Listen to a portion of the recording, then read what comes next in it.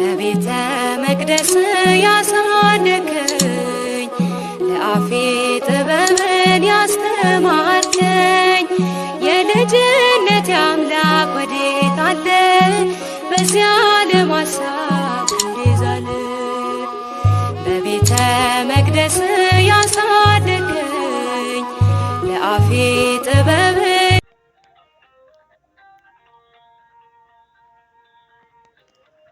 ሰላም ቤተሰብ ደህና ድኹም? ኣነ ሰላም እየ እግዚአብሔር ይመስገን።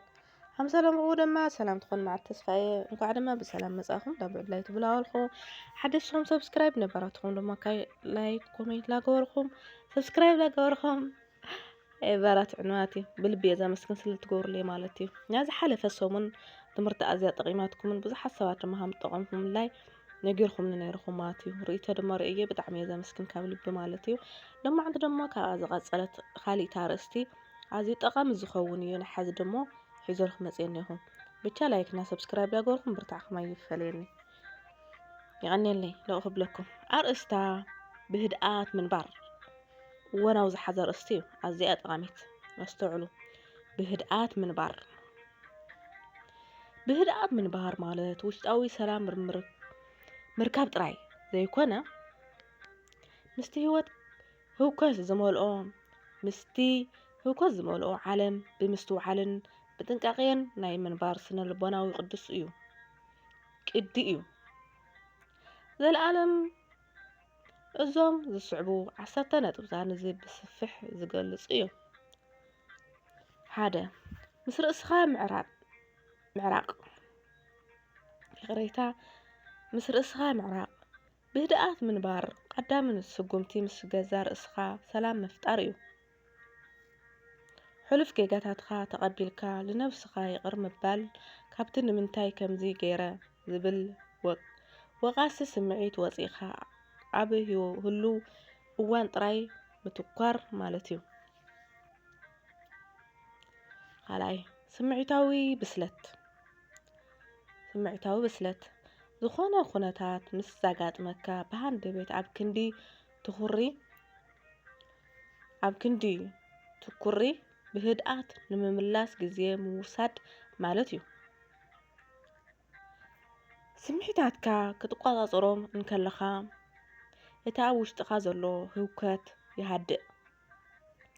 ንኩሉ ነገር ቀልጢፍካ ምላሽ ዘይምሃብ ዓብይ ናይ ኣእምሮ ዕረፍቲ እዩ። ሳልሳይ ካብ ምውድዳር ምርሓቅ ብዙሕ ግዜ ህድኣት ዝጠፍኦ ንነብስና ምስ ካልኦት ክነዋደር ከለና እዩ።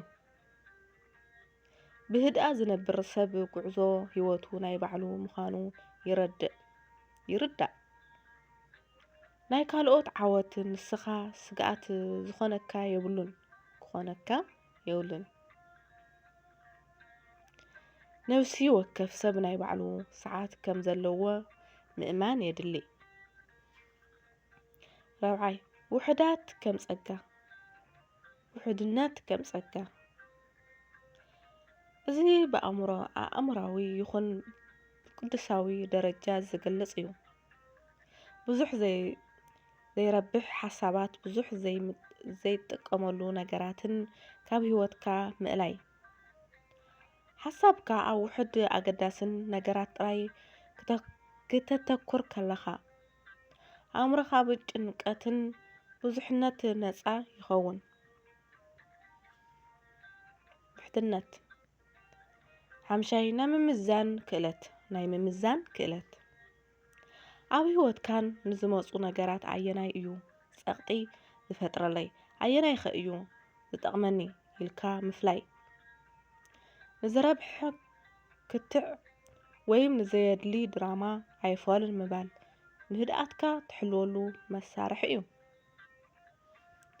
6 ኣብ ህሉ ህመት ምንባር ናይ ትማሊ ጣዕሳን ናይ ጽባሕ ስግኣት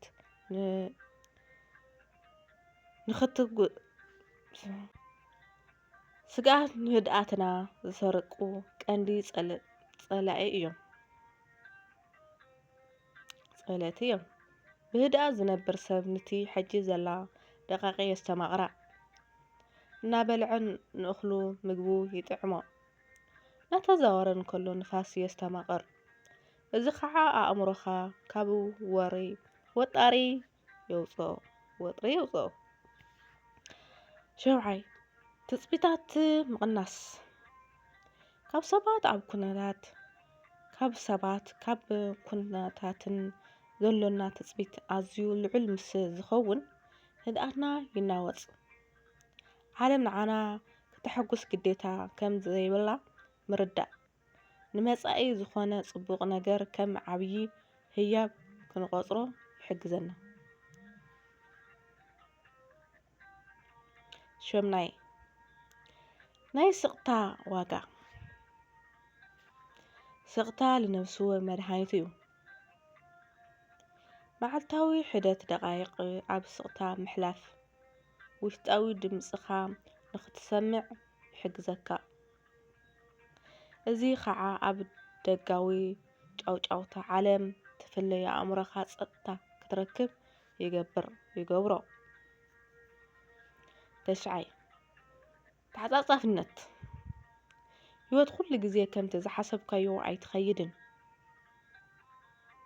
ብህድኣት ዝነብር ሰብ ከም ማይ እዩ። ኣንቀጹ ምስ ጸበባኡ ይላመድ። ኩነታት ክቀየር ከሎ ብቐሊሉ እሺ ሕጂ እንታይ ክገብር ኢልካ ምቕባል እምበር ምስቲ ዝቀየር ነገር ምትኳር ህድኣት ይኻልእ።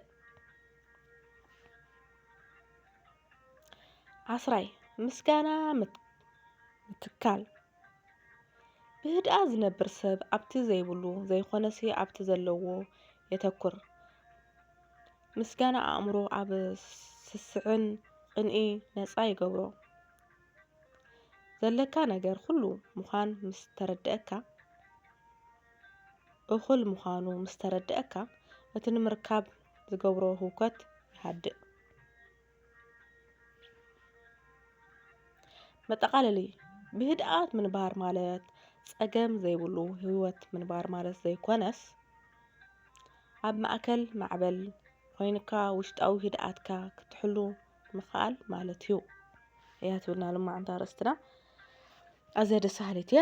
ተመስጥ ኢለ እያ ነይበያ ማራ ጠቒማትኒ ደሞ ባይዘወይ ኣብዚ ደርጋ በዝሒ ፀባይ ናተይ ኣሎ። እግዚአብሔር ይመስገን ደሓን እየ።